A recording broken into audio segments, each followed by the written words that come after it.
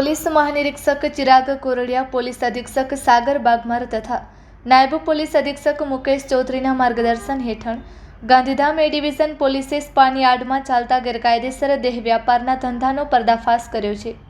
PI એમ.જે. રાઠોડના નેતૃત્વમાં surveillance સ્ટાફે Gandhidham Bhachau highway પર આવેલી ગોકુલ હોટલના સ્પા સેન્ટર પર દરોડો પાડી 2 મહિલા આરોપીઓ શીતલ રાજપાલ સિંઘ અને સાલુ રાની પ્રમોદ કુમારને ઝડપી પાડી હતી.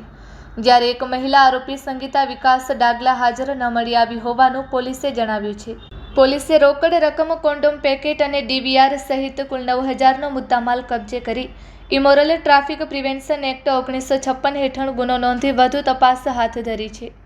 આ સફળ કામગીરી ગાંધીધામ એ ડિવિઝન પોલીસ સ્ટેશનના પોલીસ ઇન્સ્પેક્ટર એમ.જે. રાઠોડ તથા સર્વેલન્સ સ્ટાફના પોલીસ કર્મચારીઓ દ્વારા કરવામાં આવેલ છે. Report by Bharati Makhijani, Gandhidham.